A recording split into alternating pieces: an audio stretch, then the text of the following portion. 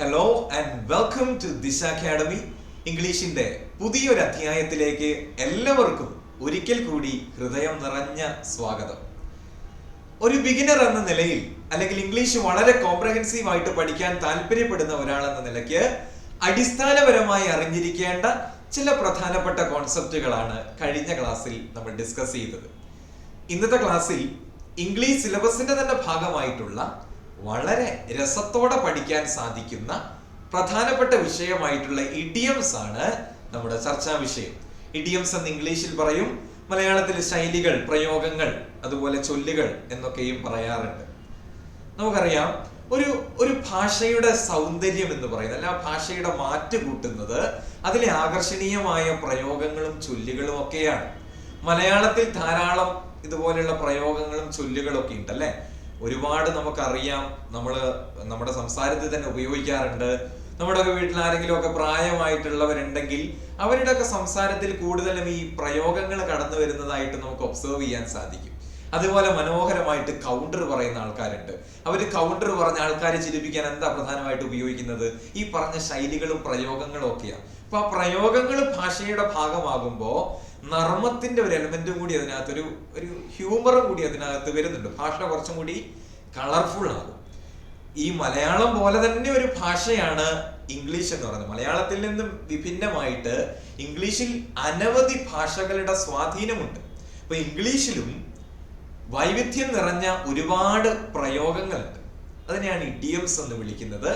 ആ ഇഡിയംസിനെ എങ്ങനെ പഠിക്കാം, ഏതൊക്കെ ടിപ്സ് ഓർത്തു വെച്ചാൽ അതിന്റെ യൂസേജ്, അതുപോലെ മീനിങ്, അതിന്റെ ഒറിജിൻ, ഇതൊക്കെ ഓർത്തിരിക്കാൻ സാധിക്കും. ഇങ്ങനെയുള്ള കാര്യങ്ങളെ പറ്റി നമ്മൾ ഈ വീഡിയോയിൽ വിശദമായിട്ട് സംസാരിച്ചു പോകുന്നുണ്ട്. യെസ്, നമുക്ക് വീഡിയോയിലേക്ക് പോകാം. അതിനു മുമ്പ് ഞാൻ എപ്പോഴും ആവശ്യപ്പെടുന്നത് പോലെ, if you are new to this channel, subscribe ചെയ്ത് ദിശയെ കൂടി നിങ്ങളുടെ ആ ഒരു പ്രിപ്പറേഷൻ യാത്രയുടെ ഭാഗമാക്കുക. ഓക്കെ, നമുക്ക് വീഡിയോയിലേക്ക് കടക്കാം. ഇഡിയംസ് സ്ക്രീനിൽ കാണാം. ഇഡിയംസ്.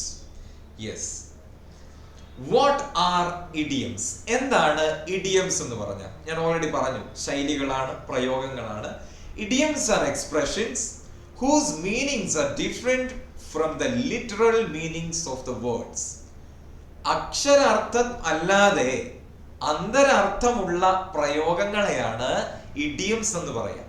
കേവലം അതിന്റെ അക്ഷരാർത്ഥം കൊണ്ട് ചിന്തിച്ചാൽ മാത്രം ഇഡിയംസിന്റെ അർത്ഥത്തിലേക്ക് എത്തണം എന്നില്ല.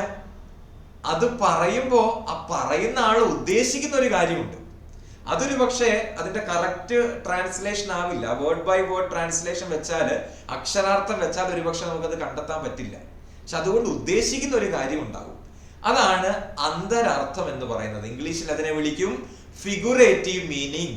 ആ ഫിഗുറേറ്റീവ് മീനിങ് ആണ് ഇഡിയമിന്റെ യഥാർത്ഥ അർത്ഥം എന്ന് പറയുന്നത്. അല്ലാണ്ട് വേർഡ് ബൈ വേർഡ് ട്രാൻസ്ലേഷൻ അല്ല, ലിറ്ററൽ മീനിങ് അല്ല. ലിറ്ററൽ മീനിങ്ങിലേക്ക് എടുത്തിട്ടുണ്ടെങ്കിൽ നമുക്ക് അതിന്റെ കറക്റ്റ് മീനിങ് കണ്ടെത്താൻ പറ്റില്ല. They are used to make language more colorful and expressive. ഈ ഇഡിയംസ് നമ്മുടെ സംസാരത്തിന്റെ ഭാഗമായിട്ട് നമ്മൾ ഉപയോഗിക്കുമ്പോൾ നമ്മുടെ സംസാര ശൈലി കുറച്ചും കൂടി മധുരമുള്ളതാകും, കുറച്ച് കളർഫുൾ ആകും. നമ്മൾ ഏത് വികാരമാണോ എക്സ്പ്രസ് ചെയ്യുന്നത് വളരെ എവിഡന്റ് ആയിരിക്കും. മനോഹരമായിട്ട് നമ്മൾ എന്താണോ ഉദ്ദേശിക്കുന്നത് അത് നല്ല വളരെ ക്രിയേറ്റീവ് ആയിട്ടുള്ള രീതിയിൽ നമ്മളെ കേൾക്കുന്ന ആളെടുത്തേക്ക് നമുക്ക് അത് എത്തിക്കാൻ സാധിക്കും. അതുമാണ് ഇഡിയംസിന്റെ ഏറ്റവും വലിയ ഉപയോഗം എന്ന് പറയുന്നത്. ഓക്കെ, അപ്പൊ ഞാൻ പറഞ്ഞു, ലിറ്ററൽ മീനിങ് അല്ല നോക്കേണ്ടത്, അന്തരാർത്ഥമാണ്, അഥവാ ഫിഗുറേറ്റീവ് മീനിങ് ആണ്. നമുക്ക് അതിന്റെ ഒരു എക്സാമ്പിൾ ഒന്ന് കണ്ടു നോക്കിയാലോ? യെസ്, സ്ക്രീനിൽ ഒരു ഇഡിയം നിങ്ങൾക്ക് കാണാം. Don't cry over spilled milk. എന്താ ഇതിന്റെ ലിറ്ററൽ മീനിങ്, അക്ഷരാർത്ഥം? നമുക്ക് നോക്കാം. ഡോണ്ട് ക്രൈ, കരയരുത്. എന്തിന്റെ പേരിൽ? ഓവർ സ്പിൽഡ് മിൽക്ക്, തുളുമ്പിയ പാല്. ഒരു കുടത്തിൽ ഇങ്ങനെ നിറച്ച് പാലും കൊണ്ടൊക്കെ പോവാന്ന് വിചാരിച്ചു, അത് തുളുമ്പിപ്പോയി. ആ തുളുമ്പിപ്പോയ പാലിന്റെ പ്രതി അവിടെ ഇരുന്ന് മോങ്ങരുത് അല്ലെങ്കിൽ കരയരുതെന്നാണ് ആ ഇഡിയമിന്റെ അക്ഷരാർത്ഥം. പക്ഷെ യഥാർത്ഥത്തിൽ കളഞ്ഞ പാലിനെ പ്രതി കരയരുതെന്നാണോ അവിടെ പറയുന്നത്? അല്ല, അതുകൊണ്ട് ഉദ്ദേശിക്കുന്ന ഒരു കാര്യമുണ്ട്. അതാണ് അതിന്റെ ഫിഗുറേറ്റീവ് മീനിങ് എന്ന് പറയുന്നത്. ലിറ്ററൽ മീനിങ് നമ്മൾ കണ്ടു, പാല് കളഞ്ഞു പോയതിനെ പ്രതി കരയരുതെന്നാണ്. Then what is its figurative meaning? Figuratively, it means don't waste time worrying about things that have already happened and cannot be changed. നമ്മുടെ ജീവിതത്തില് ചില കാര്യങ്ങൾ മാറ്റാൻ പറ്റില്ല അല്ലെ. ഭൂതകാലത്ത് സംഭവിച്ച കാര്യങ്ങൾ അൺലെസ് നമ്മുടെ കയ്യിൽ ഒരു ടൈം മെഷീൻ ഇല്ലെങ്കിൽ നമുക്കത് പോയിട്ട് മാറ്റാൻ പറ്റുമോ? ഇല്ല. Gone is gone, happened is happened എന്ന് പറയുന്ന പോലെ സംഭവിച്ചത് സംഭവിച്ചു. We cannot change that. നമുക്ക് അതിന്റെ മുകളിലേക്ക് ഒരു കരയാണ്, അയ്യോ ഞാനത് ചെയ്തു പോയല്ലോ എന്ന് പറഞ്ഞ് പ്രസന്റിൽ ഇരുന്ന് കരഞ്ഞാൽ വരാനിരിക്കുന്ന ഭാവി കൂടി അവതാളത്തിലാകും. അല്ലെങ്കിൽ നമ്മുടെ ചില കാര്യങ്ങൾ നമ്മുടെ ജീവിതത്തിൽ വളരെ കോൺസ്റ്റന്റ് ആയിട്ട് നിലനിൽക്കും. ഉദാഹരണം, നമ്മുടെ പാരന്റ്സ്. നമ്മൾ എന്തൊക്കെ വലിയ ഇത് പറഞ്ഞാലും നമ്മുടെ പാരന്റ്സിനെ നമുക്ക് മാറ്റാൻ പറ്റുമോ? നമ്മുടെ റൂട്ട്സ് നമുക്ക് കട്ട് ചെയ്യാൻ പറ്റുമോ? ഇല്ല. അതൊക്കെ നമ്മുടെ ജീവിതത്തിൽ വളരെ കോൺസ്റ്റന്റ് ആയിട്ട് നിൽക്കുന്ന കാര്യങ്ങളാണ്. അതിനകത്തൊക്കെ എന്തെങ്കിലും പരിഭവം ഉണ്ടെങ്കിൽ അതിനെ പ്രതി കരഞ്ഞ് വർത്തമാനകാലം കുളവാക്കരുതെന്നാണ് ഡോണ്ട് കംപ്ലൈൻ അബൌട്ട് പാസ്റ്റ് അല്ലെങ്കിൽ things that cannot be changed എന്നാണ് അതിന്റെ ഫിഗുറേറ്റീവ് മീനിങ് എന്നത്. ഇങ്ങനെയാണ് ഇഡിയംസിന്റെ മീനിങ് കണ്ടെത്തുന്നത്. ആദ്യം എന്ത് കണ്ടെത്തണം? ലിറ്ററൽ മീനിങ് കണ്ടെത്തണം. ആ ലിറ്ററൽ മീനിങ്ങിൽ നിന്ന് ഫിഗുറേറ്റീവ് മീനിങ്ങിലേക്ക് നമ്മൾ എത്തണം. അങ്ങനെ എത്തണമെങ്കിൽ അനവധി ഇഡിയംസുമായിട്ട് നമുക്ക് നല്ല പരിചയം ഉണ്ടാകണം. നല്ല പരന്ന വായനയുള്ളവർക്ക് ഈ ഇഡിയംസ് ഒക്കെ പല സാഹചര്യങ്ങളിൽ ഒരുപക്ഷെ കണ്ടിട്ടുണ്ടാകാം. അപ്പം അവരെ സംബന്ധിച്ച് ഇഡിയംസ് ഉപയോഗിക്കുക വളരെ എളുപ്പമാണ്. കാരണം they have already seen it. പല സാഹചര്യങ്ങളിൽ ഇത് കണ്ടിട്ടുണ്ട്. അപ്പൊ നമുക്ക് വായനയൊക്കെ കുറവുള്ളവര് തീർച്ചയായിട്ടും ഈ ഇഡിയംസ് കാണാതെ തന്നെ പഠിക്കുക. അങ്ങനെ കാണാതെ പഠിക്കണം എന്നല്ല, ഏകദേശം അത് എന്താ പറയാ, അതിന്റെ ഒരു കുറച്ച് കാര്യങ്ങളൊക്കെ ഓർത്ത് വെച്ച് അതിന്റെ മീനിങ് ഏത് ഉറക്കത്തിൽ ആര് വിളിച്ചെണീപ്പിച്ചാലും പറയത്തക്ക രീതിയിൽ അത് ഫീഡ് ചെയ്യണം നമ്മുടെ തലച്ചോറിൽ. അതിന് ചില ടിപ്സ് ഉണ്ട്. നമുക്ക് ആ ടിപ്സ് കൂടി ഒന്ന് പരിചയപ്പെടാം. ഇഡിയംസ് എങ്ങനെ എഫക്റ്റീവായിട്ട് ഓർമ്മയിൽ സൂക്ഷിക്കാൻ സാധിക്കും. ഒന്ന്, ഗ്രൂപ്പ് ബൈ തീം. നമുക്കറിയാം നമ്മുടെ നിത്യജീവിതവുമായിട്ട് ബന്ധപ്പെട്ട പല സാധനങ്ങളുണ്ട്, പല സാഹചര്യങ്ങളുണ്ട്. അതുമായിട്ട് ബന്ധപ്പെട്ട ഇഡിയംസ് ഉണ്ട്. ഉദാഹരണം, ഫുഡുമായിട്ട് ഇപ്പൊ ഈ പറഞ്ഞ ഇഡിയം, ഈ സ്പിൽഡ് മിൽക്ക് ഒരു ഫുഡ് ഐറ്റം ആണല്ലോ. മിൽക്ക് എന്ന് പറയുന്നത് ഭക്ഷ്യയോഗ്യമായ ഒരു സാധനമാണല്ലോ. അപ്പം ഈ ഭക്ഷണവുമായിട്ട് ബന്ധപ്പെട്ട ഇഡിയംസ് ഉണ്ടാവും. അതിനെ ഒരു കാറ്റഗറിയിലാക്കുക. പിന്നെ വെദർ, ഇപ്പൊ അണ്ടർ ദ വെദർ എന്നൊക്കെ പറഞ്ഞ ഇഡിയം ഒക്കെ ഉണ്ട്. അതിന്റെ മീനിങ് അറിയാവുന്നവര് കമന്റ് ബോക്സിൽ പറയാ. അണ്ടർ ദ വെദർ, ഫീലിംഗ് സിക്ക് എന്നൊക്കെയാണ് അതിന്റെ അർത്ഥം. അപ്പം വെദറുമായിട്ട് ബന്ധപ്പെട്ട, ഇപ്പം റെയിനിങ് കാറ്റ്സ് ആൻഡ് ഡോഗ്സ് എന്ന് പറഞ്ഞ ഇഡിയം ഉണ്ട്. അതൊക്കെ വെദറുമായിട്ട് ബന്ധപ്പെട്ടതാണ്. അതുപോലെ നമ്മുടെ ഇമോഷൻസുമായിട്ട് ബന്ധപ്പെട്ട ഇഡിയംസ് ഉണ്ട്. അതിങ്ങനെ ഓരോ കാറ്റഗറൈസ് ചെയ്ത് പഠിക്കുന്നത് ഏറ്റവും നല്ലതായിരിക്കും. അപ്പൊ നമുക്ക് വേഗം കണക്ട് ചെയ്യാൻ പറ്റും. അങ്ങനെ ഒരു ലിസ്റ്റ് നമ്മൾ തയ്യാറാക്കുകയാണെങ്കിൽ that would be really helpful നമ്മുടെ പ്രിപ്പറേഷൻ യാത്രയിൽ. അതുപോലെ വിഷ്വൽസ്, എത്ര മനോഹരമായ ഭാവനയുള്ളവരാണ് നമ്മൾ ഓരോരുത്തരും. നമ്മൾ വേറെ പല കാര്യങ്ങളും ഭാവനയിലേക്ക് കൊണ്ടുവരുമ്പോ ഈ വെറുതെ ഇരിക്കുന്ന സമയത്തൊക്കെ നമ്മൾ എവിടെയെങ്കിലുമൊക്കെ ഏതെങ്കിലുമൊക്കെ ഇഡിയം വായിച്ചല്ലെങ്കിൽ കേട്ട് മറന്നിട്ടുണ്ടെങ്കിൽ അതിനെ നമ്മുടെ ഭാവനയിലേക്ക് കൊണ്ടുവരിക. ആ ഇഡിയം പറയുന്ന ഒരു സാഹചര്യം ഉണ്ടാവുമല്ലോ, ഒരു സിറ്റുവേഷൻ ഉണ്ടാവുമല്ലോ, അതിനെ എത്ര ബ്യൂട്ടിഫുൾ ആയിട്ട് നമുക്ക് മനസ്സിൽ കൊണ്ടുവരാം. അത് ആ ഒരു ചിത്രം മനസ്സിൽ കൊണ്ടുവന്നാൽ അതൊരിക്കലും ആയില്ല. സിനിമകൾ കാണാറുണ്ട് അല്ലെ, സിനിമകളുടെ കഥ നമ്മൾ മറന്നു പോകാറുണ്ടോ? എന്തുകൊണ്ടാ? ഒരു ചിത്രം നമ്മുടെ മനസ്സിൽ ആഴത്തിൽ പതിയുന്നതിനേക്കാൾ മറ്റൊന്നും ഒരിക്കലും, അതിനേക്കാൾ കൂടുതൽ ഒരു കാര്യവും പതിയില്ല. നിങ്ങൾ ഒരു കാര്യം കേട്ടാൽ പോലും പതിയത്തില്ല. ഒരു ചിത്രത്തിന്, ഒരു ദൃശ്യത്തിന് അത്രയേറെ പ്രാധാന്യമുണ്ട്. എൻ്റെ കണക്ക് സാറ് 3ാം ക്ലാസ്സിൽ പറഞ്ഞൊരു കാര്യം ഞാൻ ഇപ്പോഴും ആലോചിക്കുക. ഈ കണക്കിലെ ഓരോ പ്രോബ്ലംസ് ഉണ്ട് അല്ലെ. ഒരു കുറച്ച് ആപ്പിൾ വാങ്ങി, അതിൽ 3 കേടായി, 2 അപ്പുറം കൊടുത്തു, ബാക്കി എത്ര എന്നൊക്കെ പറയുന്ന കണക്കൊക്കെ ഇല്ലേ. വളരെ രസകരമായിട്ടുള്ള സിറ്റുവേഷൻസ് ആണ്. അപ്പൊ സാറ് നമ്മളോട് എപ്പോഴും പറയും, യു വിഷ്വലൈസ് ദ പ്രോബ്ലംസ്. നിങ്ങൾ എന്ത് ചെയ്യണം? പ്രോബ്ലംസ് അങ്ങ് വിഷ്വലൈസ് ചെയ്യണം. അങ്ങനെ വിഷ്വലൈസ് ചെയ്യുമ്പോൾ ഈ ലേണിംഗ് എന്ന് പറഞ്ഞ സംഗതി പലപ്പോഴും ബോറിംഗ് ആയിട്ട് തോന്നുന്ന ഈ ലേണിംഗ് എന്ന് പറഞ്ഞ സംഗതി ഇറ്റ് ബിക്കംസ് ഒരു ഹാപ്പിനെസ് ആയി മാറുകയാണ്, ഒരു സന്തോഷമായി മാറുകയാണ്. ലേണിംഗ് എന്ന് പറയുന്നത് ആ സന്തോഷത്തിന്റെ ബാക്ക്ഗ്രൗണ്ടിൽ ഈ ഇഡിയംസിനെ പഠിക്കാൻ സാധിക്കണം. അങ്ങനെയാണെങ്കിൽ ആ ഇഡിയമിന്റെ മീനിങ് ഒരിക്കലും മറന്നു പോകില്ലെന്നേ. അതുപോലെ പ്രാക്ടീസ് ഇൻ കോണ്ടെക്സ്റ്റ്. കോണ്ടെക്സ്റ്റലൈസ് ചെയ്ത് പഠിക്കുക, അസോസിയേറ്റ് ചെയ്ത് പഠിക്കുക, ഇത് വലിയ കാര്യമാണ് വൊക്കാബുലറി പഠിക്കുന്നതിൽ. പലപ്പോഴും ഈ വൊക്കാബുലറിയുമായിട്ട്, ഞാൻ ഇഡിയംസ് മാത്രമല്ല വൊക്കാബുലറി മൊത്തത്തിലാണ് പറയുന്നത്, പദങ്ങൾ പഠിക്കുമ്പോൾ പെട്ടെന്ന് മറന്നു പോകുന്നതിന്റെ കാരണം ഇത് പ്രയോഗത്തിൽ വരുത്തുന്നില്ല എന്നാണ്. നമ്മളിപ്പോ 2-3 വാക്കുകൾ പഠിച്ചു, അതിനൊരു 5 വാക്ക് പഠിക്കാന്ന് പറഞ്ഞ 5 വാക്ക് എഴുതി, അതിന്റെ മീനിങ് എഴുതി, അടുത്ത ദിവസം നോക്കുന്നത് പോയി കാണുന്നില്ല. കാരണം എന്താ? We don't practice it, we don't use them in context. നമ്മളിത് കോണ്ടെക്സ്റ്റിൽ ഉപയോഗിക്കാറില്ലെന്നേ. അതുകൊണ്ടാ പ്രശ്നം പറ്റുന്നേ. നമ്മുടെ നിത്യജീവിതവുമായിട്ട് ബന്ധപ്പെട്ട, നമ്മുടെ കുടുംബവുമായിട്ട് ബന്ധപ്പെട്ട, അല്ലെങ്കിൽ രാഷ്ട്രീയ സാഹചര്യം, നാട്ടിലെ സാഹചര്യം, എവിടെയെല്ലാം ഉപയോഗിക്കാടോ ഒരു വാക്ക് അല്ലേ? അങ്ങനെ നമുക്ക് ഏറ്റവും റിലേറ്റബിൾ ആയിട്ടുള്ള, നിങ്ങൾക്ക് ഏറ്റവും ഇഷ്ടമുള്ള സാഹചര്യങ്ങളുമായിട്ട് ബന്ധപ്പെടുത്തി ഈ ഇഡിയംസ് ഒന്ന് പഠിച്ചു നോക്കൂ. ആ സാഹചര്യം ഓർമ്മിക്കുമ്പോഴേ ആ ഇഡിയമിന്റെ മീനിങ് നിങ്ങളുടെ മനസ്സിലേക്ക് കടന്നു വരും. It's that fast, it's that effective. അപ്പൊ ആ രീതി പഠിക്കണം. അടുത്തത് വാച്ച് ഷോസ് ആൻഡ് മൂവീസ്. അത് ഒരുപക്ഷെ നിങ്ങൾ ഇംഗ്ലീഷ് മാത്രം പഠിക്കാനിരിക്കുന്നവരായിരുന്നെങ്കിൽ ഐ വുഡ് ഡെഫിനറ്റ്ലി സേ ഇത് ഞാൻ പ്രൊമോട്ട് ചെയ്തേനെ കുറച്ചധികം. ഏറ്റവും ബെസ്റ്റ് വേ ആണ് മൂവീസ് ആൻഡ് ഷോസ് കണ്ട് അതിൽ നിന്ന് ഇഡിയംസ് പഠിക്കുക എന്നത്. പക്ഷെ നമുക്ക് അത് മാത്രമല്ലല്ലോ, മറ്റു പ്രയോറിറ്റീസും കൂടി നമ്മൾ പരിഗണിക്കേണ്ടതായിട്ടുണ്ട് അല്ലെ? അപ്പം നിങ്ങൾ ഇഡിയംസ് പഠിക്കാൻ വേണ്ടി സിനിമ കാണുമൊന്നും വേണ്ട. നിങ്ങൾ വല്ലപ്പോഴും ഒരു സിനിമ കാണുന്നുണ്ടെങ്കിൽ മലയാളത്തെക്കാൾ കൂടുതൽ നിങ്ങൾ ഇനി ഇംഗ്ലീഷ് കാണുക എന്നാണ് എൻ്റെ ഒരു എളിയ അഭിപ്രായം. അത് നിങ്ങൾക്കൊരു മുതൽക്കൂട്ടാണ്. ഒരു സിനിമ കാണുന്ന എന്റർടൈൻമെന്റ് മാത്രമല്ല, അതിനകത്തൊരു പഠനത്തിൻ്റെതായിട്ടുള്ള ഒരു ഇതും കൂടി വരുന്നുണ്ട്. അതുകൊണ്ടാണ്. ഓക്കെ, അപ്പൊ അതിനകത്ത് കാണുമ്പോൾ ഇപ്പം ഇത് കാണാൻ വേണ്ടി കാണരുത്, സിനിമ കാണരുത്. മറിച്ച് നിങ്ങൾ കാണുന്നതിന്റെ കൂട്ടത്തിൽ ഇപ്പൊ ഇംഗ്ലീഷ് സിനിമ, സീരീസ് ഒക്കെ കാണുന്നുണ്ടെങ്കിൽ ഇഡിയംസ് ധാരാളം ഉപയോഗിക്കുന്നുണ്ട്. പ്രത്യേകിച്ച് അമേരിക്കൻ ടെലിവിഷൻ ഷോസിലൊക്കെ ധാരാളം ഇഡിയംസ് കാണാൻ പറ്റും. ഈ ഇന്റർസ്റ്റെല്ലാർ എന്ന് പറഞ്ഞ വളരെ ഐക്കോണിക് ആയിട്ടുള്ള ക്ലാസിക് മൂവി കഴിഞ്ഞ മാസം അല്ല ഈ മാസം തന്നെ റീ റിലീസ് ചെയ്തിരുന്നില്ല. അപ്പൊ ഞാൻ പണ്ടാണ് ഇന്റർസ്റ്റെല്ലാർ കണ്ടത്. അതിനുശേഷം ഇപ്പൊ വീണ്ടും റീ റിലീസ് ആയപ്പോ പോയി കണ്ടപ്പോ അതിലൊരു ഇഡിയം ഞാൻ കണ്ടു. അതിനകത്തൊരു ക്യാരക്ടർ പറയുന്നുണ്ട്, ധാരാളം ഇഡിയംസ് പറയുന്നുണ്ട്. അപ്പൊ അത് ഇങ്ങനെയായിരുന്നു, ഹിറ്റ് ദ ബക്കറ്റ്. ഇതായിരുന്നു ആ ഇഡിയം, ഹിറ്റ് ദ ബക്കറ്റ്. അതിനകത്തൊരു ശാസ്ത്രജ്ഞൻ മോഫിനോട് പറയുന്നതാണ്, മോഫ് എന്ന ക്യാരക്ടറിനോട് പറയുന്നതാണ്, hit the bucket, I will hit the bucket എന്ന്. അപ്പൊ പിന്നെ അന്നത് കണ്ടപ്പോ, ആദ്യം കണ്ടപ്പോ ഞാനൊന്നും ആലോചിച്ചിരുന്നില്ല. അപ്പൊ ഇന്നത് കാണുമ്പോ ആ ഒരു സീനിന് കുറച്ചും കൂടി ക്ലാരിറ്റി വന്നിരിക്കുകയാണ്. കാരണം ഞാൻ ഈ ഇഡിയം എനിക്ക് പരിചയമുണ്ട്. അപ്പൊ ഇതിന്റെ മീനിങ്, ഹിറ്റ് ദ ബക്കറ്റ് എന്ന ഇഡിയമിന്റെ മീനിങ് അറിയുന്നവര് കമന്റ് ബോക്സിൽ ഒന്ന് പറഞ്ഞ് നമുക്ക് നോക്കട്ടെ. ആദ്യം ആരാ കമന്റ് ചെയ്യുന്നത് നോക്കട്ടെ. ആദ്യം വീഡിയോ കണ്ട് കമന്റ് ചെയ്യുന്ന ആരാ നോക്കട്ടെ. Okay, yes. അപ്പൊ ഇത്രയും കാര്യങ്ങൾ ശ്രദ്ധിച്ചാൽ ഇഡിയം പഠിക്കുന്നത് വളരെ രസകരമാക്കി മാറ്റാം.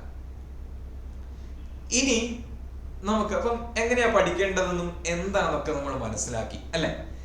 ഇനി നമുക്ക് കുറച്ച് ഇഡിയംസ് നോക്കാം. SSCയുടെ വിവിധങ്ങളായിട്ടുള്ള എക്സാമുകളിൽ റിപ്പീറ്റഡ് ആയിട്ട് ചോദിച്ചിരിക്കുന്ന ഏതാനും ചില ഇഡിയംസ് വളരെ വേഗത്തിൽ, വളരെ കുറച്ചേ ഉള്ളൂ.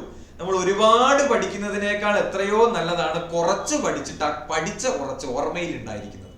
ഒരുപാട് പഠിച്ച് പറഞ്ഞു പോകുന്നതിനേക്കാൾ ഫാർ ബെറ്റർ ആണ് കുറച്ച് പഠിച്ചിട്ട് പഠിച്ചത് ഓർമ്മയിൽ സൂക്ഷിക്കുന്നത്. ഓക്കെ, അപ്പൊ ഞാൻ ആദ്യം ആ ഇഡിയം അവിടെ നിന്ന് കാണിക്കും, ഡിസ്പ്ലേ ചെയ്യും. അപ്പൊ അതിന്റെ ഓപ്ഷൻസും താഴെ ഉണ്ടാവും, അതുമായിട്ട് ബന്ധപ്പെട്ട ചിത്രം ഉണ്ടാവും. നിങ്ങൾ എന്ത് ചെയ്യണം? You have to guess the meaning. നിങ്ങൾ മീനിങ് ഗസ് ചെയ്യണം. മീൻസ് ഏത് ഓപ്ഷൻ ആണോ നിങ്ങൾക്ക് തോന്നുന്നത് അത് ചൂസ് ചെയ്യുക. പിന്നീട് നമുക്ക് ഏത് ഓപ്ഷൻ ആണെന്ന് ശരി ഉത്തരം പിന്നീട് ഞാൻ പറഞ്ഞുതരാം. അപ്പൊ ആദ്യം നിങ്ങൾ ഗസ് ചെയ്യുക, ശേഷം ഞാൻ പറഞ്ഞതിന് ശേഷം ശരി ഉത്തരവും കണ്ടുപിടിക്കേണ്ട മാച്ച് ചെയ്യുക. നിങ്ങൾക്ക് കിട്ടിയത് തന്നെയാണോ എനിക്ക് കിട്ടിയതെന്ന്. Okay, are you ready? Are you ready? അപ്പൊ നമുക്ക് ഒന്നാമത്തെ ഇഡിയം പഠിക്കാം.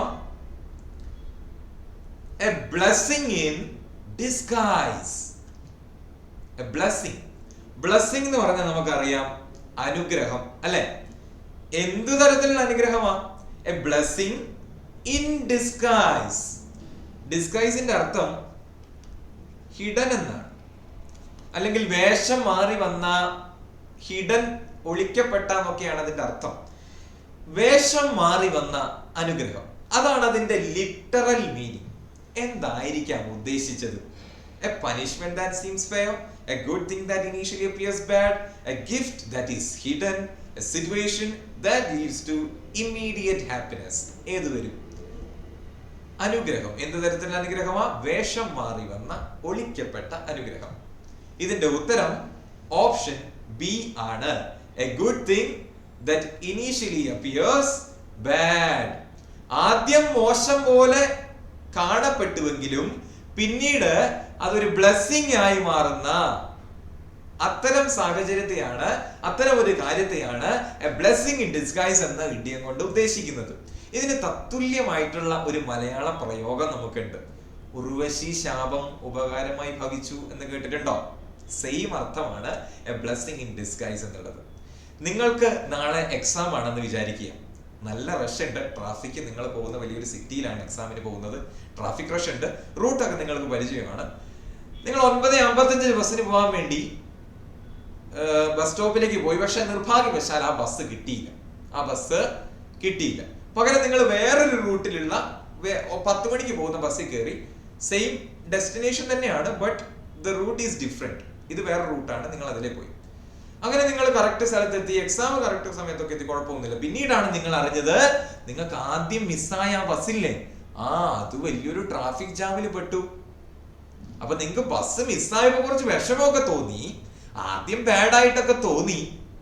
ബട്ട് പിന്നീട് നിങ്ങൾക്ക് മിസ്സായ ബസ് ട്രാഫിക് ജാമിൽ പെട്ടു എന്ന് അറിയുമ്പോ യു ബിക്കെയിം ഹാപ്പി അല്ലേ? ആ ബസ് പോയി എന്നുള്ള കാര്യം നിങ്ങളെ സംബന്ധിച്ച് അത് അനുഗ്രഹമായി മാറി. Missing the bus became a blessing in disguise. അപ്പൊ അതിന്റെ അർത്ഥം മനസ്സിലായോ? അതാണ്, മറക്കരുത്. രണ്ടാമത്തെ idiom hit the books. Literal meaning പ്രകാരം ബുക്കിനിട്ട് അടിക്കുക എന്നൊക്കെയാണ് hit the books. ഏതാണ് hit the books? You have to hit the books before the exam. The CGL exam is ahead, so you have to hit the books. എന്തായിരിക്കും hit the books?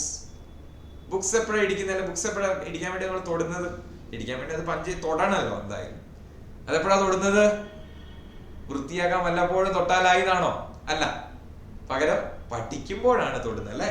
അപ്പൊ അതിന്റെയും ഉത്തരം option B തന്നെയാണ്.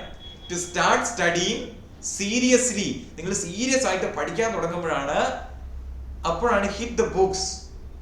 I want to hit the books എന്നൊക്കെ നമ്മൾ പറയാറുണ്ട് അല്ലെ? എനിക്ക് സീരിയസ് ആയിട്ട് പഠിക്കണം, because the exam is coming, exam is imminent.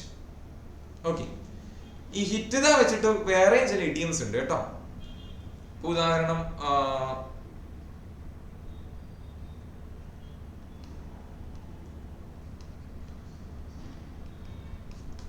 Hit the sac എന്ന് പറഞ്ഞൊരു ഇഡിയം ഉണ്ട്. Hit the sack. പണ്ട് ഈ സാക്ക് എന്ന് ഇവിടെ ഉദ്ദേശിച്ചത് മറ്റൊന്നുമല്ല, ഈ പണ്ട് ആൾക്കാർ ഉറങ്ങാൻ ഉപയോഗിച്ചിരുന്നത് ഈ വൈക്കോലിന്റെ മെത്തകളായിരുന്നു, വൈക്കോലിന്റെ സാക്സ് ആണ്. അപ്പം ഹിറ്റ് ദ സാക്ക് എന്താണ് അർത്ഥമാക്കുന്നത്? ഹിറ്റ് ദ സാക്ക് ഉറങ്ങാൻ വേണ്ടി ഉപയോഗിച്ചിരുന്നതാണ്. ഇപ്പൊ ഈ സാക്കിന് പകരം അവിടെ മാട്രസ് ഒന്ന് ചിന്തിച്ചു നോക്കിയേ. Hit the mattress. When do we hit the mattress? നമുക്ക് ഉറങ്ങാൻ വേണ്ടി അല്ലെ, ഉറങ്ങാൻ സമയമാകുമ്പോ, നിദ്രാഭാരം നമ്മളുടെ കണ്ണുകളെ അലട്ടുമ്പോ നമ്മൾ ഉറങ്ങും അല്ലെ? അപ്പോഴാണ് ഹിറ്റ് ദ സാക്ക് എന്ന് പറയുന്നത്. ഹിറ്റ് ദ ബുക്സ് എന്ന് പറഞ്ഞാൽ പഠിക്കുക, ഹിറ്റ് ദ സാക്ക് എന്ന് പറഞ്ഞാൽ ടു സ്ലീപ്പ് എന്നാണ് അതിന്റെ അർത്ഥം എന്ന് മനസ്സിലാക്കുക. Okay, so we move on to the third one.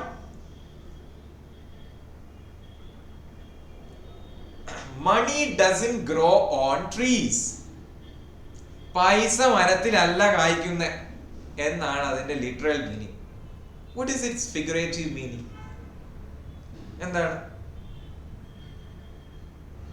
എന്തായിരിക്കാം? നമ്മൾ ചിലപ്പോൾ വീട്ടിൽ നിന്നൊക്കെ എന്തെങ്കിലുമൊക്കെ കാര്യത്തിന് പൈസ, ചിലപ്പോൾ അനാവശ്യമായിട്ടുള്ള, നമുക്ക് ആവശ്യമായിട്ടുള്ളതായിരിക്കാം, പക്ഷെ വീട്ടുകാരുടെ കണ്ണിൽ ചിലപ്പോൾ അത് അനാവശ്യമായിരിക്കാം. അങ്ങനെയുള്ള ഒരു കാര്യത്തിന് നമ്മൾ പൈസ ചോദിക്കുമ്പോൾ സ്വാഭാവികമായിട്ട് നമ്മുടെ അച്ഛനമ്മമാരുടെ ഡയലോഗ് എന്താ പറയാ? ഇത് മരത്തിൽ കായ്ക്കുന്നതല്ല അല്ലെ, മരത്തിൽ കായ്ക്കുന്നൊന്നും അല്ല, ഇങ്ങനെ പറിച്ച് ഇങ്ങോട്ട് തരാൻ എന്നൊക്കെ പറയാറുണ്ട് അല്ലെ? ഇതിങ്ങനെ മുറ്റത്ത് നിന്ന് ഇങ്ങനെ കുലുക്കിയ താഴെ വീഴുന്ന സംഗതി അല്ല പൈസ എന്നൊക്കെ പറയാറുണ്ട് അല്ലെ? അപ്പൊ എന്തായിരിക്കും ഉദ്ദേശിക്കുന്നത്? മണി ഡസന്റ് ഗ്രോ ഓൺ ട്രീസ് എന്ന് പറഞ്ഞാൽ ഈ വൃക്ഷങ്ങളിൽ വളരുന്നതൊക്കെ വളരെ സ്വാഭാവികമായിട്ട് വളർന്നു വരുന്നതാണ് അല്ലെ? പക്ഷെ അങ്ങനെ സ്വാഭാവികമായിട്ട് വളർന്നു വരുന്നത് ഒന്നാണോ പൈസ? അല്ല. അതുകൊണ്ട് അങ്ങനെയാ പറയുന്നത്. അപ്പൊ ഓപ്ഷൻ സി ആണ് correct answer. Money is limited. അല്ലാണ്ട് ചുമ്മാ കാണുന്ന മരത്തിൽ വളരുന്ന ഒരു സംഗതി അല്ല പൈസ എന്ന് പറയുന്നത്. It is to be made. പൈസ ഉണ്ടാക്കണം. And should be used wisely. വളരെ വിവേകത്തോടെ മാത്രമേ ഈ പൈസ ഉപയോഗിക്കാൻ പാടുള്ളൂ. അത് വളരെ ലിമിറ്റഡ് ആണെന്നാണ് ഈ ഇഡിയം കൊണ്ട്. ഇപ്പൊ ആരെങ്കിലും നിങ്ങളോട് ഇങ്ങനെ ഒരു ഇഡിയം പറഞ്ഞിട്ടുണ്ടെങ്കിൽ അയാൾ ഉദ്ദേശിക്കുന്ന കാര്യം ഓപ്ഷൻ സി ആണ്. Do you get it? Okay, നാലാമത്തെ idiom, a hair in the butter. Butter നമുക്കറിയാം വളരെ സ്ലൈമി ആയിട്ടുള്ള ഒരു സബ്സ്റ്റൻസ് ആണ് ബട്ടർ എന്ന് പറയുന്നത് അല്ലെ? സ്ലൈമി ആണ്. അതുപോലെ തന്നെ ഒരു അതിൻ്റെ അകത്ത് നോക്കിക്കേ, ഒരു ബട്ടറില് ഇതൊരു മുടിയാന്ന് വിചാരിക്കും, ഒരു മുടി കിടക്കുന്നുണ്ട്. ഒരു ബട്ടറിൽ ഇങ്ങനെ മുടി കിടക്കുമ്പോ സ്വാഭാവികമായിട്ട് നിങ്ങൾക്ക് ഒരു അസ്വസ്ഥത ഉണ്ടാവും. നിങ്ങൾ ആ മുടി ഒന്ന് എടുക്കാൻ നോക്കിക്കേ, ബട്ടറിൽ വീണ ആ മുടി ഒന്ന് ചിള്ളി ഒന്ന് പുറത്തിടാൻ നോക്കിക്കേ, നടക്കുവോ? ഇല്ല. നമ്മൾ വീണ്ടും കൈകൊണ്ട് ഇങ്ങനെ മാറ്റിയിടാൻ നോക്കുന്തോറും ആഴത്തിലേക്ക് പോയിക്കൊണ്ടിരിക്കും. സ്ലൈമി ആയതുകൊണ്ട് തന്നെ ഇറ്റ് വിൽ ബി ഡിഫിക്കൽട്ട് അല്ലേ, അത് പുറത്തെടുക്കാൻ ഭയങ്കര ഡിഫിക്കൽട്ട് ആയിരിക്കും. അപ്പൊ എന്താണ് അത്? ടു ഫൈൻഡ് സംതിങ് അൺപ്ലസന്റ് ആയിട്ടുള്ള ഒരു കാര്യം കാണുക അല്ലെ കണ്ടുപിടിക്കുക. To avoid a problem easily, ഒരു പ്രോബ്ലത്തെ പെട്ടെന്ന് ഒഴിഞ്ഞു മാറുക. To add extra flavour to something, ഒരു കാര്യത്തിലേക്ക് കുറച്ചും കൂടി ഒരു എക്സ്ട്രാ ഫ്ലേവർ കൊടുക്കുക. To be in an awkward or difficult situation, that is the correct answer. ബട്ടറിനുള്ളിൽ വീണ മുടിയുടെ കാര്യം പറയണോ? പുറത്ത് പോവാനും പറ്റുന്നില്ല. ഇത് ആരെങ്കിലും ഒക്കെ പുറത്തായി വിടാന്ന് വിചാരിച്ചാ ബട്ടറിലൊക്കെ വീണു പോയാൽ ഭയങ്കര അവസ്ഥയാണല്ലേ. നമ്മൾ ചോദിക്കുക, വലിയൊരു ബട്ടറിന്റെ ഒരു വലിയൊരു ടാങ്കിലേക്ക് നമ്മൾ വീണു പോയാലോ? What will be our situation? പുറത്തെടുക്കാൻ പറ്റുമോ? ആകെ അലങ്കോലമായി അല്ലേ. അപ്പൊ to be in an awkward or difficult situation, ഒരു പ്രതികൂലമായ സാഹചര്യത്തിൽ ആയിരിക്കുന്നതിനെയാണ് a hair in the butter എന്നതുകൊണ്ട് ഉദ്ദേശിക്കുന്നത് കേട്ടോ. ഓക്കെ, അഞ്ചാമത്തെ idiom sticky fingers. Sticky fingers, sticky എന്ന് പറഞ്ഞാൽ എന്താ? Non sticky. നമ്മുടെ ഇപ്പി നൂഡിൽസിന്റെ ഒക്കെ പരസ്യത്തിന് പറയാറുണ്ട് ലോങ് നോൺ സ്റ്റിക്കി നൂഡിൽസ് എന്ന് പറയാറുണ്ട് അല്ലെ. നോൺ സ്റ്റിക്കി എന്ന് പറഞ്ഞാൽ ഒട്ടിപ്പിടിക്കാത്ത, ഒട്ടിപ്പിടിച്ച നൂഡിൽസ് ഭയങ്കര ബുദ്ധിമുട്ടാണ് കഴിക്കാൻ. അപ്പൊ നോൺ സ്റ്റിക്കി എന്ന് പറഞ്ഞ പരസ്യം കൊടുത്തിട്ടുണ്ട്, ധാരാളം ആൾക്കാർ വാങ്ങുമല്ലോ. സ്ട്രാറ്റജിയാണ്. യെസ്, അപ്പൊ നോൺ സ്റ്റിക്കി ഫിംഗേഴ്സ് എന്ന് പറഞ്ഞാൽ ഒട്ടിപ്പിടിക്കുന്ന കൈകൾ. എന്താണ് അതിന്റെ അക്ഷരാർത്ഥം? അതാണ്. അതുകൊണ്ട് ഉദ്ദേശിക്കുന്നത് എന്താ? ഈ കൈക്ക് ഒട്ടിപ്പിടിക്കലുണ്ടെങ്കിൽ ഈ ചില സാധനങ്ങൾ എടുത്താൽ ഇങ്ങനെ കയ്യിലേക്ക് തന്നെ വന്നുകൊണ്ടിരിക്കും കേട്ടോ. ചില സാധനങ്ങള് എടുത്താല് കയ്യിൽ ഇങ്ങനെ ഒട്ടിപ്പിടിച്ചുകൊണ്ടിരിക്കും. ചില ആൾക്കാരുടെ സ്വഭാവത്തെ കുറിച്ചാണ് പറയുന്നത് സ്റ്റിക്കി ഫിംഗേഴ്സ്. ഓപ്ഷൻ സി ആണ് കേട്ടോ. A tendency to steal things, സാധനങ്ങള് അടിച്ചു മാറ്റാനുള്ള ഒരു പ്രവണത. അങ്ങനെയുള്ള ആൾക്കാരെ നമുക്ക് എന്ത് പറയാം? സ്റ്റിക്കി ഫിംഗേഴ്സ് എന്ന് പറയാം. ഹി ഹാസ് സ്റ്റിക്കി ഫിംഗേഴ്സ് എന്ന് പറഞ്ഞാൽ, സ്റ്റിക്കി അല്ല sorry, he has sticky fingers എന്ന് പറഞ്ഞാലോ അവനിച്ചൊരു സാധനമൊക്കെ ഇങ്ങനെ അടിച്ചു മാറ്റുന്ന ഒരു ചെറിയൊരു പ്രവണതയൊക്കെ ഉണ്ട് എന്നാണ് അതിന്റെ അർത്ഥം. ഹി ഹാസ് സ്റ്റിക്കി ഫിംഗേഴ്സ് എന്ന് പറഞ്ഞാൽ, അതായത് സ്റ്റിക്കി ഫിംഗേഴ്സ് ഇച്ചിരി പശിമയുള്ള ഒരു കൈ. അതെവിടെ തൊട്ടാലും ആ സാധനം ഇങ്ങനെ കയ്യിലോ കൂടെ അങ്ങ് പോയിക്കോളും. അതൊരു ശീലമായി പോയെന്നേ ചിലരെ സംബന്ധിച്ചത് പറയും അല്ലെ. ചില കള്ളന്മാരൊക്കെ പോലീസ് പിടിച്ച കഴിഞ്ഞാൽ അയ്യോ സാറ് പറ്റുന്നില്ലെന്നേ. നമ്മള് ചില സിനിമകളൊക്കെ കാണാറുണ്ട് അല്ലെ. ഒരു തവണ കട്ടാ പിന്നെ വീണ്ടും കട്ടുകൊണ്ടിരിക്കും എന്ന് പറയുന്ന പോലെ പശിമയുള്ള കൈ പോലായി. എന്ത് ചെയ്യാൻ, എവിടെ തൊട്ടാലും സാധനം നമ്മുടെ കൂടെ പോലും സാറേ എന്ന് പറയുന്ന പോലെ. യെസ്, അതൊരു ശീലമായി മാറും അല്ലെ. ആറാമത്തെ ഇഡിയം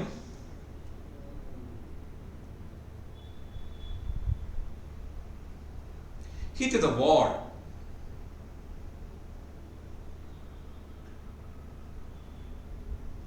ഹിറ്റ് എ ബ്രിക്ക് വാൾ ആണ് കേട്ടോ. Hit a brick wall.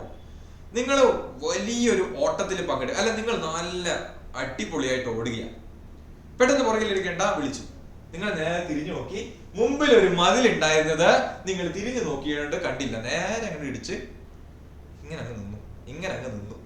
Hit a brick വാൾ. കണ്ടോ, ഇവിടെ ആ ചിത്രത്തിൽ തന്നെ ഉണ്ടല്ലേ, അയാളിങ്ങനെ അടിച്ചങ്ങനെ നിൽക്കുകയാണ് ആ മതിലില്. പെട്ടെന്ന് സ്റ്റോപ്പായി പോയി. അങ്ങോട്ടുമില്ല ഇങ്ങോട്ടുമില്ല. എന്താ സംഭവിച്ചെന്ന് അയാൾക്ക് വരെ അറിയത്തില്ല.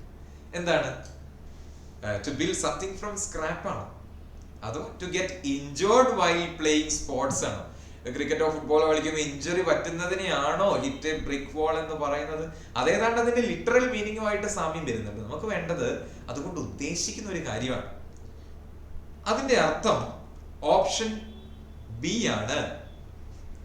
To suddenly stop making progress due to a difficult obstacle. നിങ്ങൾ ഒരു കാര്യം ചെയ്തുകൊണ്ടിരിക്കുകയാണ്, പെട്ടെന്ന് നിങ്ങളുടെ മുമ്പിൽ ഒരു തടസ്സം വന്നു. ആ തടസ്സത്തെ അഭിമുഖീകരിക്കാനാകാതെ നിങ്ങൾ അവിടെ അങ്ങോട്ട് നിൽക്കുക. പിന്നെ അങ്ങോട്ടുമില്ല ഇങ്ങോട്ടുമില്ല. വലിയൊരു തടസ്സം വന്നു, അവിടെ നിന്നു, ആ പരിപാടി അങ്ങ് നിർത്തി. അപ്പൊ നമുക്ക് എന്ത് പറയാം?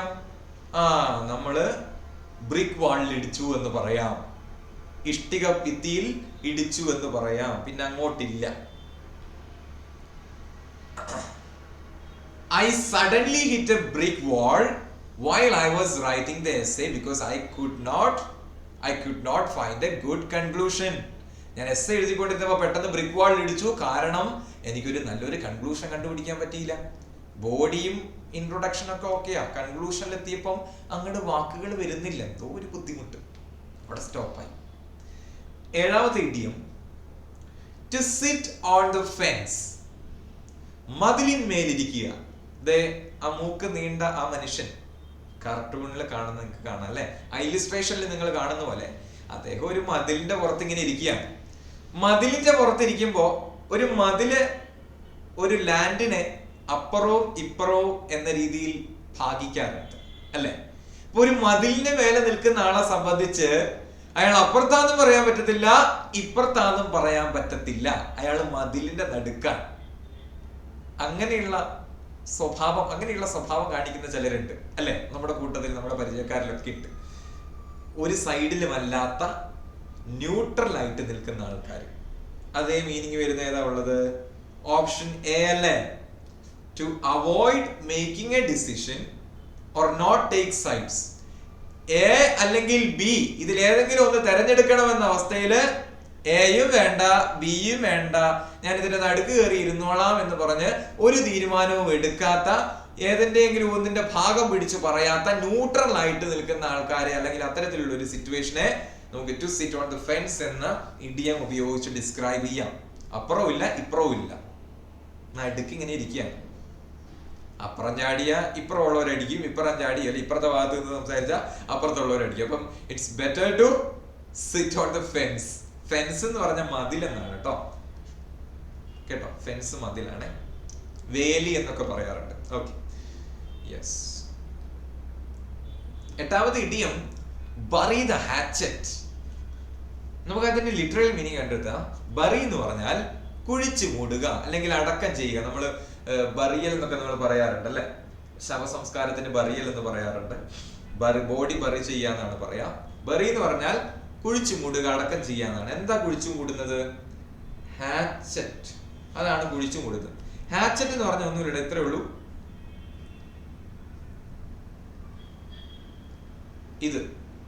ഇത് നമ്മുടെ മറ്റേ സ്പോട്ടിഫൈയുടെ നെക്സ്റ്റ് ട്രാക്ക് ഉണ്ടാക്കുന്ന അല്ല നെക്സ്റ്റ് ട്രാക്കിലേക്ക് പോകേണ്ട ആ സിമ്പൽ അല്ല കേട്ടോ, പ്ലേ ആൻഡ് പോസ് സിമ്പൽ അല്ല. അതൊരു ചെറിയ കൈമഴുവാണ്, കൈ കൊണ്ട് പ്രയോഗിക്കാൻ പറ്റുന്ന ഒരു ചെറിയൊരു മഴു. അതിനെയാണ് ഹാച്ചറ്റ് എന്നതുകൊണ്ട് ഉദ്ദേശിക്കുന്നത്. നോക്കൂ, അതിന്റെ അക്ഷരാർത്ഥം കൈമഴു അല്ലെങ്കിൽ ആയുധം കുഴിച്ചു മൂടുക എന്നതാണ്. ആയുധം കുഴിച്ചു മൂടുക. ആയുധം എന്തിനെ പ്രതിനിധീകരിക്കുന്നു? ആയുധം വയലൻസിനെ പ്രതിനിധീകരിക്കുന്നു. വയലൻസിനെ കുഴിച്ചു മൂടുക എന്നായി. വയലൻസിനെ കുഴിച്ചു മൂടുക എന്ന് പറഞ്ഞാൽ സമാധാനം സ്ഥാപിച്ചു എന്നാണ് അതിന്റെ അർത്ഥം. അപ്പൊ ഏത് വരും? Option C is the correct answer. To make peace and forgive someone. സമാധാനം ഉണ്ടാക്കിയിട്ട് മറ്റുള്ളവരോടൊക്കെ ക്ഷമിച്ച് സമാധാനം സ്ഥാപിക്കുന്നതിനെയാണ് ബറി ദ ഹാച്ചറ്റ് എന്ന ഇഡിയം കൊണ്ട് ഉദ്ദേശിക്കുന്നത്. പണ്ട് 1700-കളിൽ അല്ല 600-കളിലൊക്കെ നേറ്റീവ് അമേരിക്കൻ ഗോത്രങ്ങൾ ഉണ്ടായിരുന്നു. നേറ്റീവ് അമേരിക്കൻ ഗോത്രങ്ങൾക്കിടയിൽ ഒരു ആചാരം ഉണ്ടായിരുന്നു. അവർക്കിടയിൽ ഏതെങ്കിലുമൊക്കെ യുദ്ധങ്ങൾ നടന്നിട്ടുണ്ടെങ്കിൽ ആ യുദ്ധത്തിന് കാരണമായിട്ടുള്ളതൊക്കെ പരിഹരിച്ച് സമാധാനം സ്ഥാപിക്കുമ്പോൾ അതിന്റെ പ്രതീകമായിട്ട് അവരെന്ത് ചെയ്യുമെന്നറിയോ? ഈ യുദ്ധത്തിൽ ആൾക്കാരെ കൊല്ലാൻ ഉപയോഗിച്ച ആയുധങ്ങൾ അവരെന്ത് ചെയ്യും? സമാധാനം സ്ഥാപിക്കുന്നതിന്റെ പ്രതീകാത്മകമായിട്ട് ഈ ആയുധങ്ങൾ കുഴിച്ചു. അതിന്റെ അർത്ഥം എന്താ? ഇനി ഇവിടെ യുദ്ധം ഉണ്ടാവില്ല. യുദ്ധത്തിന്റെ ഓർമ്മകളൊക്കെയും ആ ചോര നിറഞ്ഞ ആയുധങ്ങൾ കുഴിച്ചിടുന്നതിലൂടെ മറന്നു എന്നർത്ഥമാക്കും. അങ്ങനെയാണ് കേട്ടോ. അപ്പൊ ആ ഒരു ട്രഡീഷനിൽ നിന്നാണ് ഈ ഇഡിയം ഇംഗ്ലീഷ് ലാംഗ്വേജിന്റെ ഭാഗമാകുന്നത് എന്നും കൂടി ഓർത്തു വെക്കുക. Okay. 9, hold your horses. Hold your horses. നിങ്ങളുടെ കൂട്ടുകാരൻ എന്ന് പറയാണ്, എടാ എന്തായാലും ഇത്രയൊക്കെ ആയില്ലേ, 2-3 പരീക്ഷയൊക്കെ കഴിഞ്ഞില്ലേ, ഇപ്പൊ പരീക്ഷയൊക്കെ കുറച്ചത് ഏപ്രിലൊക്കെ കഴിഞ്ഞിട്ടല്ലേ വരത്തുള്ളൂ, നമുക്ക് ഇന്നൊരു സിനിമയ്ക്ക് പോയാലോ? എമ്പുരാൻ റിലീസിന്റെ അന്ന് പറയാന്ന് വിചാരിച്ചു. മാർച്ച് 27-ന് പറയാണ്, എടാ എമ്പുരാൻ ഇറങ്ങി, നമുക്കിന്ന് പോയാലോ, 9 മണിക്ക് പോയാലോ? അപ്പം നിങ്ങൾക്ക് ഭയങ്കര ആവേശമായി. നിങ്ങൾ പറയണേ എന്തിനാ 9 മണിക്കാക്കി, നമുക്ക് ഇപ്പൊ തന്നെ പോവാം, ഇത് ഇപ്പൊ ഷോയ്ക്ക് പോവാം, ഞാൻ ready.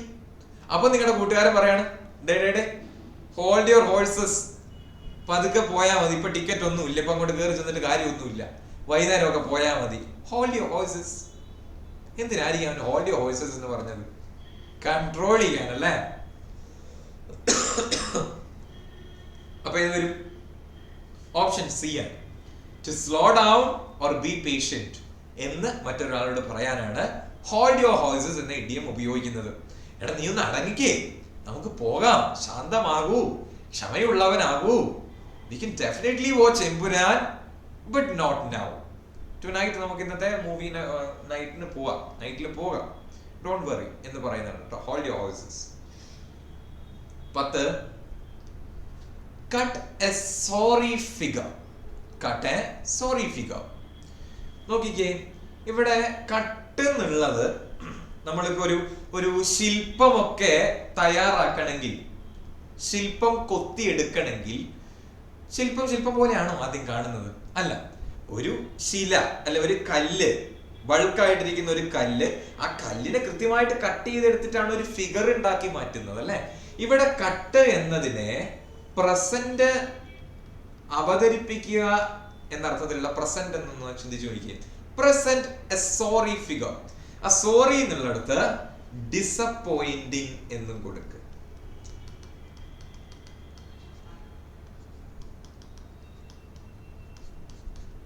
Disappointing figure. Present a disappointing figure. ഇപ്പൊ ഏതാണ്ട് കിട്ടിയോ? എന്താണ് ഉദ്ദേശിച്ചത്? ഓപ്ഷൻ എ ആണ്. To appear embarrassed or make a poor impression.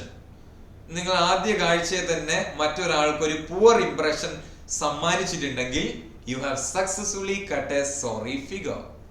നിങ്ങൾ എന്ത് പ്രസന്റ് ചെയ്തു? ഒരു സോറി ഫിഗർ പ്രസന്റ് ചെയ്തു. പുവർ ഇംപ്രഷൻ ഉണ്ടാക്കുക എന്നാണ് മോശപ്പെട്ട ഒരു ഇംപ്രഷൻ. നിങ്ങൾ ഒരു ഇന്റർവ്യൂവിൽ കയറി ചെന്നു, ഇന്റർവ്യൂവർ ചോദിക്കുകയാണ് ഇൻട്രൊഡ്യൂസ് യുവർ സെൽഫ്.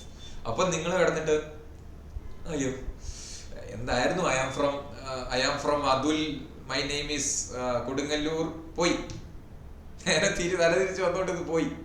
അപ്പൊ എന്താണ്? You have cut a sorry figure in the interview. നിങ്ങൾ പുവർ ഇംപ്രഷൻ ഉണ്ടാക്കി അതിന്റെ അർത്ഥം. ഓക്കെ, ആ ചിത്രത്തിൽ തന്നെ കാണുന്നില്ലേ ആ സ്റ്റിക്ക് മാൻ ഇങ്ങനെ ഭയങ്കര സാഡ് ആയിട്ടിരിക്കുന്നത്? Okay. 11. A fly on the wall. ആ ചിത്രത്തിൽ നിന്ന് തന്നെ വ്യക്തമാണ് കേട്ടോ. A fly on the wall. രണ്ടുപേരെന്തോ ഇങ്ങനെ അടക്കം പറയുന്നുണ്ട്. അവരുടെ ബാക്ക്ഗ്രൗണ്ടില് ഒരു ഈച്ചേനെ ഫോക്കസ് ചെയ്തിട്ടുണ്ട്. നമുക്കറിയാം ഈ ഭിത്തിയിലിരിക്കുന്ന ഈച്ചയും പല്ലിയൊന്നും ആരും അങ്ങനെ ശ്രദ്ധിക്കാറില്ല അല്ലെ. പൊതുവെ നമ്മൾ അങ്ങനെ ശ്രദ്ധിക്കാറൊന്നുമില്ല. നിങ്ങൾ എപ്പോഴെങ്കിലും ചിന്തിച്ചിട്ടുണ്ടോ നമ്മുടെ മുറിയിലെ അല്ലെങ്കിൽ നമ്മുടെ പ്രൈവറ്റ് സ്പേസിലെ പല്ലിക്കും അതുപോലെ ഈ ഈച്ചയ്ക്കൊക്കെ സംസാരശേഷി ഉണ്ടായിരുന്നെങ്കിൽ നമ്മൾ ഒരുപക്ഷെ പുറത്തിറങ്ങി നടക്കേണ്ടി വരൂലായിരുന്നു അല്ലെ. അവരിന്ന് നമ്മുടെ കാര്യങ്ങളൊക്കെ ഇത് പറയുന്ന ആലോചിക്കും. നമ്മൾ ആരും അറിയരുതെന്ന് ചിന്തിച്ച് നമ്മൾ പറയുന്ന കാര്യങ്ങൾ അല്ലെ നടത്തിയ ഫോൺ സംഭാഷണങ്ങളൊക്കെ ഈ പല്ലിയും ഈ ഈച്ചയൊക്കെ കേട്ടിട്ടുണ്ടാവില്ലേ? What if they are given the ability to talk? അവർക്ക് സംസാരിക്കാനുള്ള കഴിവ് കിട്ടിയിട്ടുണ്ടായിരുന്നെങ്കിൽ നമ്മുടെ അവസ്ഥ ഭയങ്കര ശോകമായിരുന്നു അല്ലെ. അപ്പം ഈച്ച അങ്ങനെ കേൾക്കുന്നുണ്ടെന്ന് വിചാരിക്കുക. അപ്പൊ നമുക്കും ഒരാഗ്രഹമുണ്ട്, പലരുടെയും പ്രൈവറ്റ് സ്പേസിലെ ഭിത്തിയിലെ ഒരു ഈച്ചയായിട്ടിരിക്കാൻ നമുക്കും ആഗ്രഹമുണ്ട് അല്ലെ. പലരും പറയുന്ന കാര്യങ്ങൾ ഇങ്ങനെ കേൾക്കാനും, അയ്യോ അടുത്ത പ്രാവശ്യം ഒരു ഈച്ചയായിട്ട് ജനിച്ചായിരുന്നെങ്കിൽ അവരുടെ ഭിത്തി പോയിട്ട് അവരെന്താ പറയുന്നത്, അവരെന്താ ചെയ്യുന്നതൊക്കെ ഇങ്ങനെ ഒബ്സർവ് ചെയ്യായിരുന്നു എന്നൊക്കെ അങ്ങനെ ചിന്തിക്കുന്നവരുണ്ട് കേട്ടോ. നമ്മൾ അതുകൊണ്ടല്ലേ ഒരു പലവിധ പ്രസിദ്ധമായിട്ടുള്ള റിയാലിറ്റി ഷോ ഒക്കെ ഇവിടെ ഫേമസ് ആകുന്നത് എന്തുകൊണ്ടാ? മറ്റുള്ളവരുടെ സ്വകാര്യതയിലേക്ക് നമുക്ക് ഒളിഞ്ഞു നോക്കാൻ ഭയങ്കര താല്പര്യം ഉള്ളതുകൊണ്ടാണ്. ആ താല്പര്യത്തെ മുതലെടുത്തുകൊണ്ടാണ് പല ഫേമസ് ആയിട്ടുള്ള ഷോകളും ഇപ്പൊ റൺ ചെയ്യും. നമുക്കറിയാം അത് ഞാൻ ഇന്ന പേരൊന്നും പറയുന്നില്ല, ഏതോ ഷോ എന്നൊക്കെ നമുക്കറിയാം. ഓക്കെ, വാട്ട് എവർ, നമ്മുടെ സബ്ജക്റ്റ് അല്ലല്ലോ. Still back to our business. അപ്പൊ ഇതാണ് കേട്ടോ ഫ്ലൈ ഓൺ ദ വാൾ എന്നതിന്റെ അർത്ഥം to secretly observe or listen without being noticed.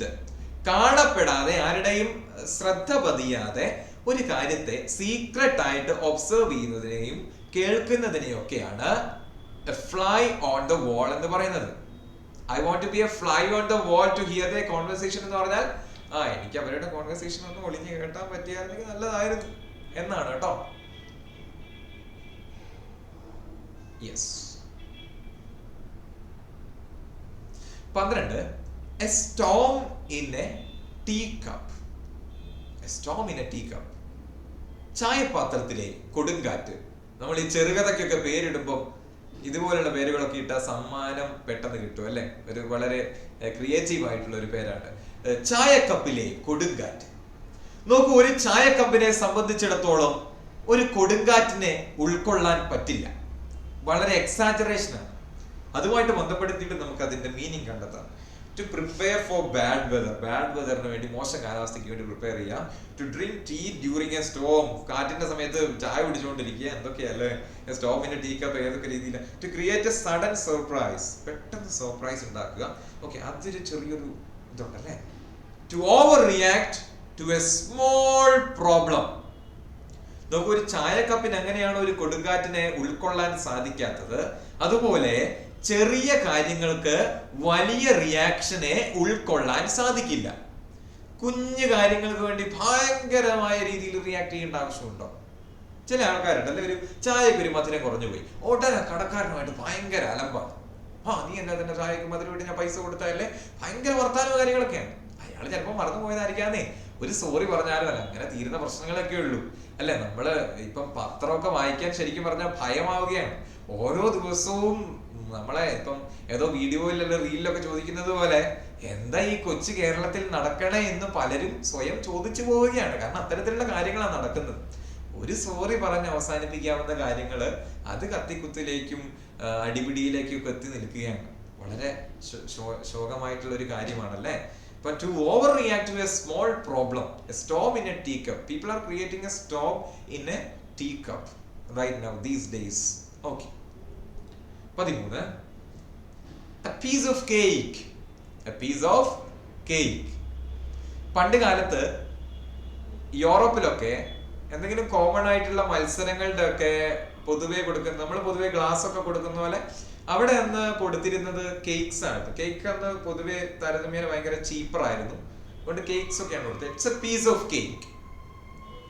നിങ്ങളുടെ കൂട്ടുകാരൻ, നിങ്ങൾ ഒരേ എക്സാമിനോട് പ്രിപ്പയർ ചെയ്യുന്നവരാണ്, അപ്പൊ നിങ്ങൾ നോക്കുമ്പോൾ ഇവ പഠിക്കുന്നൊന്നുമില്ല.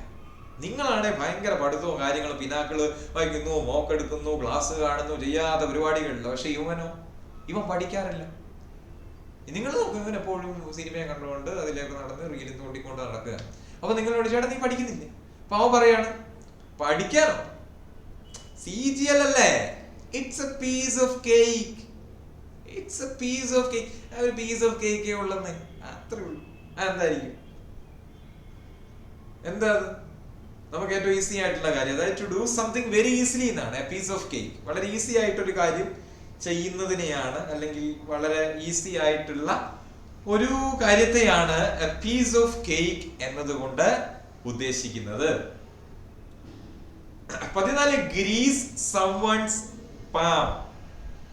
പാം എന്ന് പറഞ്ഞാൽ ഈ കൈവെള്ളയുടെ ഈ ഭാഗമില്ലേ, അതിനെയാണ് പാം എന്ന് പറയാം, ഉള്ളം കൈ എന്നൊക്കെ പറയും. മറ്റൊരാളുടെ ഉള്ളം കൈയെ ഗ്രീസ് ചെയ്യുക, അഴുക്കാക്കുക. എന്താ?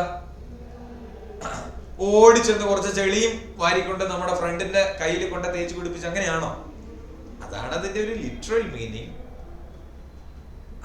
But that is not what it means. എന്താണ് ഈ ചിത്രം? നോക്കിയേ, ഇവിടെ രണ്ടാൾക്കാരുണ്ട്. ഒരു ചെറിയൊരു സാധനം കൊണ്ട് കൈമാറ്റം ചെയ്യുന്ന കണ്ടോ? ചെറിയൊരു പൈസയാന്ന് തോന്നുന്നല്ലേ, കണ്ടുപിടിക്കുന്നില്ല. പൈസയാന്ന് തോന്നുന്നു, എന്തോ സീക്രട്ട് ആയിട്ട് ഇങ്ങനെ കൈമാറുന്നുണ്ട്. പണം തന്നെയാണ്, അതാണ് അതിന്റെ അർത്ഥം. അഴുക്ക് എന്നതുകൊണ്ട് ഉദ്ദേശിക്കുന്നത് അവിടെ ഗ്രീസ് ചെയ്യുക എന്ന് പറഞ്ഞാൽ കളങ്കപ്പെടുത്തുക എന്നാണ്. ഒരു വെള്ള തുണിയിൽ അഴുക്ക് വീണാൽ എങ്ങനെയാവൂ, അതുപോലെ നല്ലൊരു ജീവിതത്തിൽ ഒരു തെറ്റ് സംഭവിച്ചാൽ അതൊരു അഴുക്കാണ്. മറ്റൊരാളുടെ കൈകളെ അഴുക്കാക്കുക എന്ന് പറഞ്ഞാൽ ടു ബ്രൈബ് സംവൺ വിത്ത് മണി എന്നാണ്. ഒരു കാര്യം നടത്തി കിട്ടാൻ വേണ്ടി മറ്റൊരാൾക്ക് പണം കൊടുത്ത് അയാളെ കൂടി തെറ്റിന്റെ ഭാഗമാക്കുന്നതിനെയാണ്, അല്ലെ നമ്മുടെയൊക്കെ സ്വകാര്യ നേട്ടങ്ങൾക്ക് വേണ്ടി കൈക്കൂലി കൊടുക്കുന്നതിനെയാണ് ഗ്രീസ് സംവൺസ് പാം എന്ന് പറയുന്നത്. കാര്യം കാണാൻ ആരുടെയെങ്കിലും എല്ലാവരുടെയും കാല് പിടിക്കണം എന്നൊക്കെ പറയുന്നത് പോലെ കാര്യം കാണാൻ പൈസയും വേണമെന്നാണ് ചിലർ വിചാരിക്കുന്നത്. പ്രകാരം എന്ത് ചെയ്യും? they will grease someone's palm. ആരുടെയെങ്കിലും ഒക്കെ പാം അവർ ഗ്രീസ് ചെയ്യും. 15. read between the lines. read വായിക്കുക. എങ്ങനെ വായിക്കുക? ബിറ്റ്വീൻ ദ ലൈൻസ്, വരികൾക്കിടയിലൂടെ വായിക്കുക. കേവലം വരികളിലൂടെ മാത്രം പോയാൽ പോരാ, അതിന്റെ ഉള്ളിൽ കൂടിയും പോകണം എന്നാണ് അതിന്റെ ലിറ്ററൽ മീനിങ്. എന്തുകൊണ്ടാണ്, അല്ലെ എന്താണ് അത് ഉദ്ദേശിക്കുന്നത്? ഇത്രയേ ഉള്ളൂ. വെരി ക്വിക്ക്ലി എന്നാണോ? അല്ല.